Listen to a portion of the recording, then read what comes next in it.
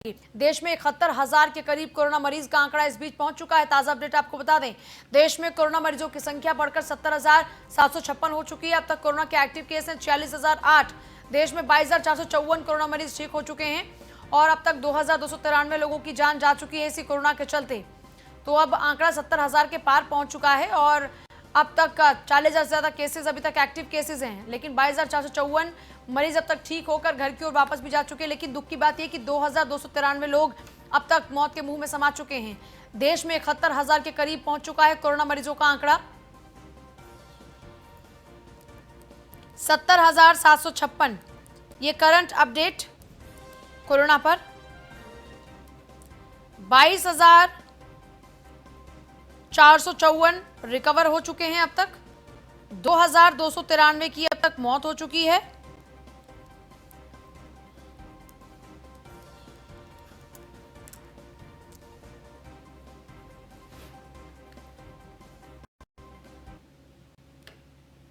और पूरे देश में जब संक्रमण तेजी से फैल रहा है तो जाहिर सी बात है उत्तर प्रदेश कहां बचेगा।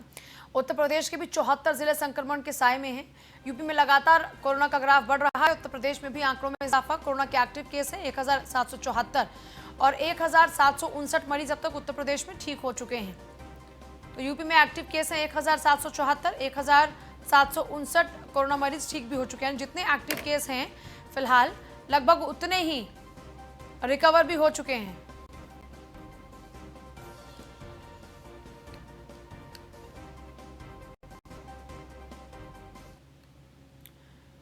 और आज शाम 4:30 बजे योगी कैबिनेट की अहम बैठक होनी है। शाम 4:30 बजे सीएम आवास पर यह बैठक संपन्न होगी। वीडियो कॉन्फ्रेंसिंग के जरिए जुड़ेंगे कई मंत्री।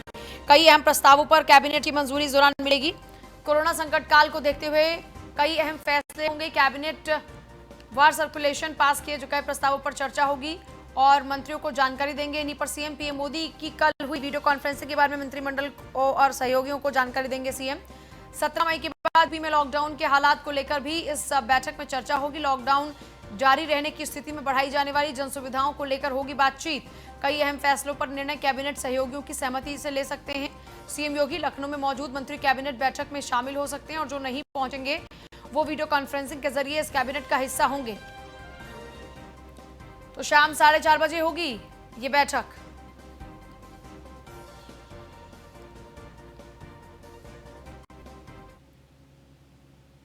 ग्राम विकास मंत्री ने सीएम योगी को चेक सौंपा है। मंत्री राजेंद्र प्रताप सिंह और मंत्री आनंद स्वरूप शुक्ला ने यह चेक सौंपा। 3,70,00,000 रुपए का चेक सीएम आवास पर भेंट किया गया। यूपी कोविड केयर फंड में 70 लाख रुपए की यह राशि अनुदान के तौर पर दी गई है। 3,70,00,000 रुपए का चेक सीएम आवास पर भेंट किया गया है। यूपी कोविड केयर फंड में यह चेक दिया गया है।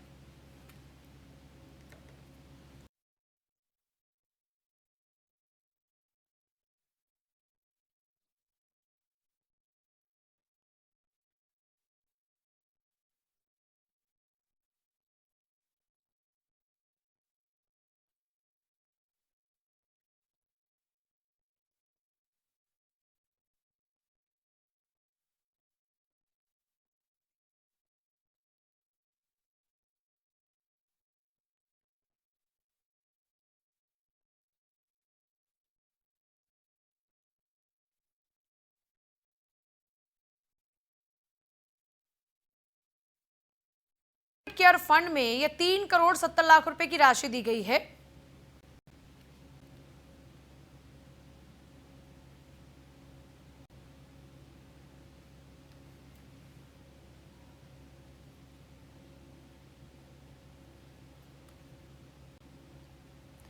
उनहत्तर 69,000 सहायक शिक्षक भर्ती का परिणाम घोषित होगा। हाईकोर्ट ने यूपी सरकार के कट ऑफ बढ़ाने के फैसले को सही ठहराया। हाईकोर्ट ने परिणाम जारी करने के आदेश दिए थे। बुधवार दोपहर तक परिणाम वेबसाइट पर हो जाएगा लोड। 4 लाख से ज्यादा अभ्यर्थियों का इंतजार खत्म होगा। जनरल कैटेगरी के 65% अंक, ओबीसी एससी एसटी के लिए 60% अंक का कट ऑफ बनाया गया है। शिक्षा मित्रों ने कट ऑफ को हाईकोर्ट में चुनौती दी थी। 4 लाख से ज्यादा अभ्यर्थियों का इंतजार अब समाप्त होगा। जनरल कैटेगरी के लिए 65% अंक, ओबीसी एससी एसटी के लिए 60% अंक। शिक्षा मित्रों ने कट ऑफ को हाईकोर्ट में चुनौती दी थी। 69,000 सहायक शिक्षक भर्ती का परिणाम घोषित होगा। हाईकोर्ट ने यूपी सरकार के कट ऑफ बढ़ाने का फैसला सही ठहराया। बुधवार दोपहर तक परिणाम वेबसाइट पर हो जाएगा अपलोड।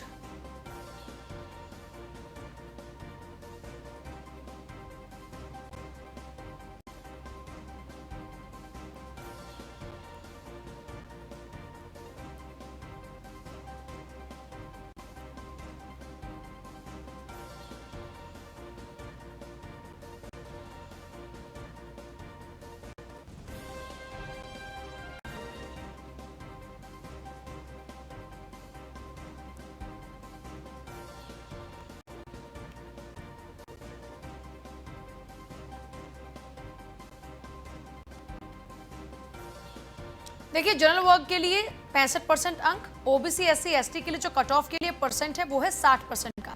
शिक्षा मित्रों ने कट ऑफ को हाईकोर्ट में चुनौती दी थी।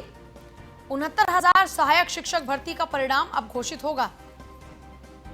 हाईकोर्ट ने यूपी सरकार की कट ऑफ बढ़ाने के फैसले को सही ठहराया है।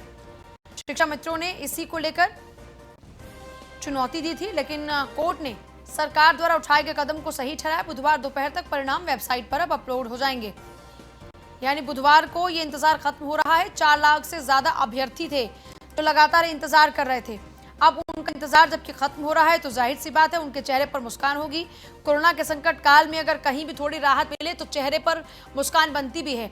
और ऐसे 69,000 सहायक शिक्षक भर्ती हैं जिनका परिणाम घोषित होना है बुधवार को। नीलेश चौहान है हमारे साथ, हमारे संवाददाता। नीलेश, तैयारियां पूरी हो चुकी हैं, अब हाईकोर्ट का फैसला भी आ चुका है। हाईकोर्ट का फैसला सरकार के पक्ष में है। देखिए, बिल्कुल 69,000 शिक्षक भर्ती का मामला जो हाईकोर्ट में चल रहा था उसको लगातार जो है शिक्षक और शिक्षा मित्र लगातार उसको लेकर प्रदर्शन भी कर रहे थे। अगर हजरतगंज लखनऊ की बात करें तो कई बार शिक्षकों के ऊपर लाठीचार्ज भी हुआ था, लेकिन शिक्षक लगातार अपनी जो थी उसको लेकर हाईकोर्ट गए थे। हाईकोर्ट ने अब फैसला सुना दिया है। जो मांगे थी शिक्षक भर्ती से जुड़े हुए अभ्यर्थियों की उनको मान लिया गया है। लगभग कटाव जो लगातार बढ़ाने की बात का फैसला को सही ठहराते हुए सुप्रीम कोर्ट ने निर्णय भी जारी कर दिया है, परिणाम भी जारी कर दिया है। तो ये भी कयास लगाया जा रहा है कि बुधवार दोपहर तक परिणाम जो है शिक्षक भर्ती के वेबसाइट पर जारी कर दिया जाएगा। 4 लाख से अधिक अभ्यर्थी लगातार 69,000 शिक्षक भर्ती का जो परिणाम था उसको आने के लिए उम्मीद लगाए हुए थे। अब उनकी उम्मीद पूरी होती हुई नजर आ रही है और कल दोपहर तक जो है परिणाम वेबसाइट पर जारी कर दिया जाएगा। इसके लिए कटाव भी जारी की गई है। सामान्य वर्ग के लिए 65% अंक, ओबीसी एससी एसटी के लिए 60% अंक का कटाव बनाया गया है। शिक्षा मित्रों ने जो कटाव हाईकोर्ट से मांग की थी उस पर अभी कोई निर्णय नहीं है, लेकिन फिलहाल ये बड़ी खबर उन शिक्षकों के लिए है जो लगातार इसके लेकर प्रदर्शन कर रहे थे, सरकार से मांग कर रहे थे कि उनको जो है उनके परिणाम को जारी किया जाए। तो कहीं ना कहीं जब ये परिणाम कल आएगा तो उन तमाम शिक्षकों के चेहरे पर मुस्कान आएगी जो इस पूरे मुद्दे से जुड़े हुए थे। उन तमाम अभ्यर्थियों के चेहरे पर मुस्कान आएगी, उन तमाम अभ्यर्थियों के परिवार के चेहरे पर मुस्कान आएगी। कहीं ना कहीं जो लगातार ये कह रहे थे कि 69,000 शिक्षकों को जब रोजगार मिलेगा तो उत्तर प्रदेश सरकार के लिए भी ये अपने आप में एक बड़ी उपलब्धि होगी। बिल्कुल, बहुत शुक्रिया आपका।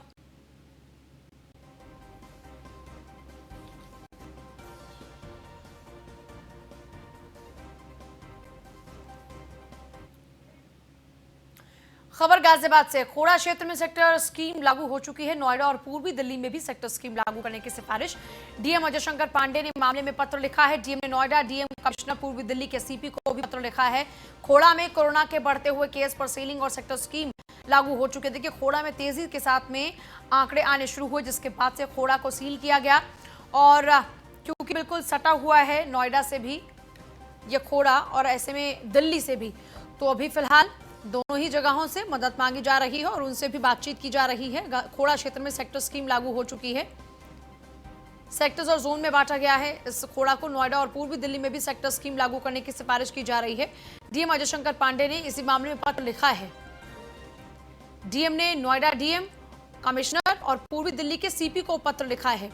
खोड़ा में कोरोना के बढ़ते केसेस पर सीलिंग और सेक्टर स्कीम लागू हो चुकी है। देखिए, खोड़ा में लाखों की तादाद में लोग रहते हैं। सबसे जो अहम बात है वो ये है कि खोड़ा में बहुत से ऐसे लोग हैं जो बाहर से आए हैं रोजी रोटी के लिए और वहां पर बसे हुए हैं, किराए पर रहते हैं लोग बहुत ज़्यादा तादाद में। ये प्रवासी श्रमिक हैं जो लगातार यहाँ पर बसे हुए हैं और अब भी यहाँ पर लाखों की तादाद में लोग हैं। ऐसे में यहाँ पर बहुत ज़्यादा खतरा है, जिसके मद्देनजर फिलहाल पूरे खोड़ा को सील किया गया है। नोएडा और पूर्वी दिल्ली में भी सेक्टर स्कीम लागू करने की सिफारिश की जा रही है। इस बाबत ये पत्र भी लिखा गया है। डीएम अजय शंकर पांडे ने मामले में पत्र लिखा है। डीएम ने नोएडा के डीएम, कमिश्नर और पूर्वी दिल्ली के सीपी को पत्र लिखा है।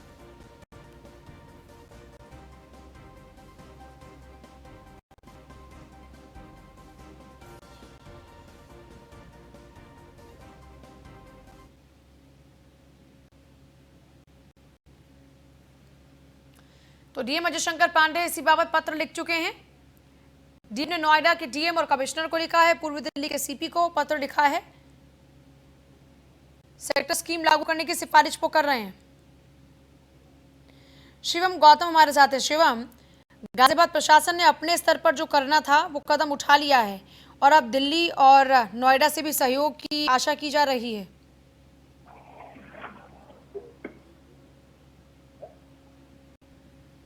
शिवम,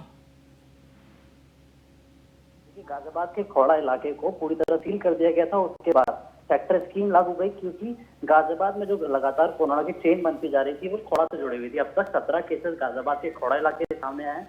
उसके बाद गाजियाबाद के खोड़ा इलाके को पूरी तरह सील कर दिया गया है और अब सेक्टर स्कीम भी लागू हुआ था। ऐसे में गाजियाबाद के जिला अधिकारी शंकर पांडे ने पूर्वी दिल्ली और नोएडा, क्योंकि खोड़ा इलाके से बिल्कुल कटा हुआ है, उनके कमिश्नर और उनके सीपी को लेटर लिखा है कि आप भी हमें यहाँ पे सेक्टर स्कीम लागू कर सके, ताकि जो कोरोना के बढ़ते हुए संक्रमण है उनमें कहीं ना कहीं रोकथाम लग पाए। तो अभी तक कोई जानकारी मिल रही है? इस पत्र का कोई जवाब आया अभी तक? देखिए, अभी तक कोई पत्रकार में जवाब नहीं आ पाया, क्योंकि कुछ देर पहले ही जिलाधिकारी अजय शंकर पांडे की तरफ से नोएडा के डीएम, कमिश्नर और ज्वाइंट सीपी को वहाँ पत्र लिखा गया है। तो अब देखना होगा कि ऐसे शाम तक या रात तक किस तरीके से जवाब दिल्ली और नोएडा दोनों की तरफ से आ पाता है, क्योंकि लगातार केसेस बढ़ रहे हैं। तो ऐसे में जो दूसरे जिले हैं उनसे भी गाजियाबाद डीएम कर रहे हैं ताकि जो कोरोना के बढ़ते हुए केसेस थे दिल्ली और नोएडा से, उनमें रोकथाम लग पाए। चलिए ठीक है, बहुत शुक्रिया शिवम।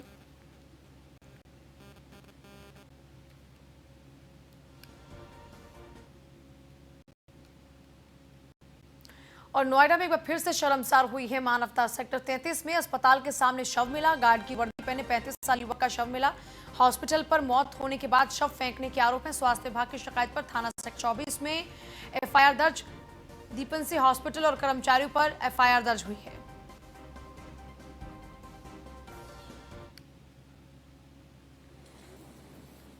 इसमें एक आज एफआईआर दी गई है थाना 24 पर। उसमें हम लोगों ने एफआईआर दर्ज की है।